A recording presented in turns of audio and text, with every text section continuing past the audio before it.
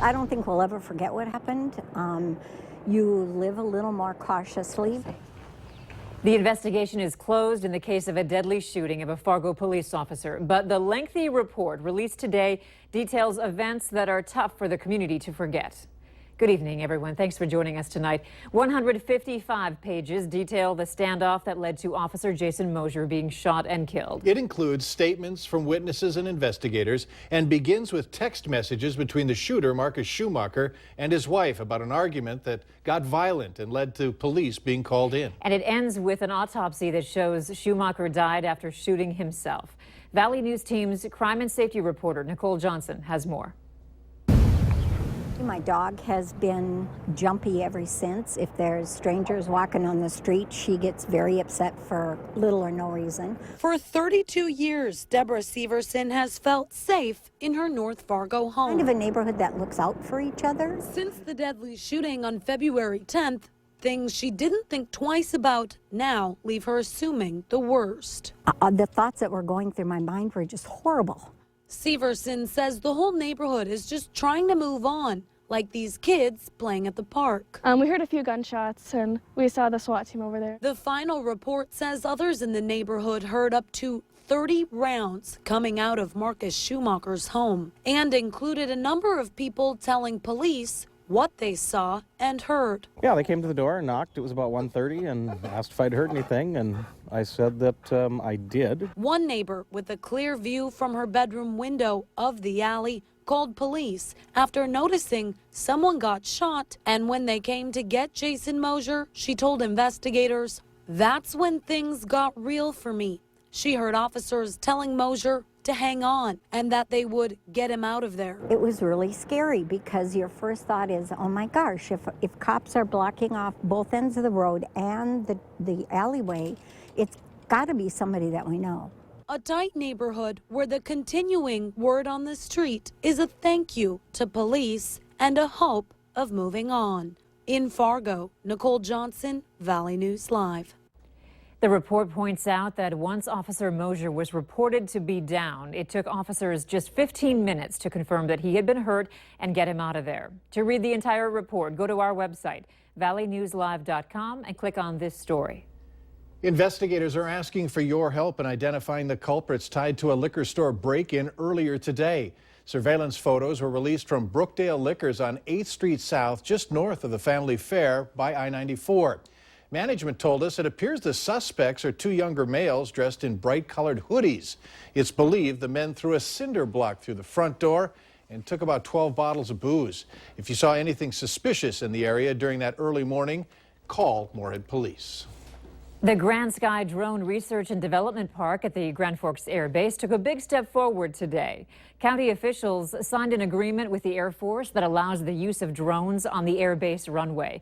It will allow major companies like General Atomics and Northrop Grumman to begin launching large drones from the base later this year. Northrop Grumman is constructing a 36,000 square foot research and development center at the base, which will also open later this year. Narcan's increased use to save overdose victims is helping, but experts say it's only a short-term life-saving fix. Some officials think the resources just aren't there for those seeking long-term addiction care. West Fargo Police Chief Mike Wrighton, for example, says the attitude of law enforcement toward drug addiction is changing, and the community needs to keep up, especially with mounting overdose deaths and deadly heroin on the FM streets. Sometimes that facility is jail because they've committed a crime. We're able to address that immediate crisis, but the follow-on care is really where we're lacking. Two bills were introduced during the last North Dakota legislative session, adding incentives for people to become addiction counselors. Both of those bills failed. There will be no charges for two police officers who were involved in the fatal shooting of a black Minnesota man. The reaction in the community where 24-year-old Jamar Clark was shot and killed back in November was quick today. Some returned to the scene, putting items in the street to create an unobstructed area around the shooting scene. The officers were initially dispatched to the area on a report of a domestic assault where a man was interfering with medical personnel.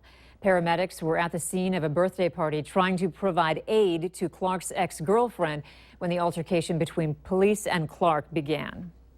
The snow, yes, has melted, but it's unveiled piles of dog poop. And Campbell Properties in Fargo wants to get to the root of the scoop. They now join other apartments in the area who use the Poo Prints program to identify droppings. Valley News Team's Natalie Parsons tells us about what Fargo dog owners are saying. Spring is here, which means the dogs are out and poop appears. Some apartments want to nip that problem in the butt.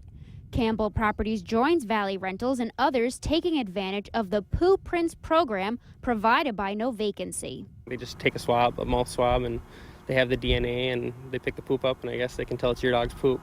According to Campbell, the Poo Prints program has been proven to be effective in reducing and eliminating unscooped dog droppings. But one former apartment tenant thinks it's going too far. It's a little over the top, I think. I know it's a problem that dogs poop and people leave it, but I think the swab and everything is pretty ridiculous. With dog waste bags readily available at many dog parks and even at some apartments, owners say they shouldn't be in the common dilemma. You're walking with your dog, you know, he's just sniffing at it and you don't want to step in it. Campbell Property dog owners have until March 31st to bring their pets here, 4924 47th Street South, to have their dogs swabbed. And if they fail to register them, they'll be fined and even evicted. Once registered, if dog poop is found, the property will analyze it and match it to the corresponding dog's DNA. At Campbell Properties, the pet owner will be fined $200. You can't micromanage everybody by swabbing their dogs and making them, finding them. And I think it's a waste of resources, too. One tenant says if people weren't lazy and followed the golden poop rule, apartments wouldn't need Poo Prints.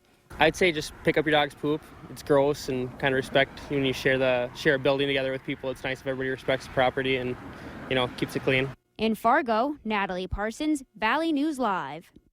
We gave Campbell Property a call, but they haven't called us back yet. We were able to contact Goldmark, who told us they have no intention of swabbing their dogs. Churches United has found its new executive director. Pastor Sue Kesterman replaces Jane Alexander, who left the agency back in August when the board decided to move in a different direction.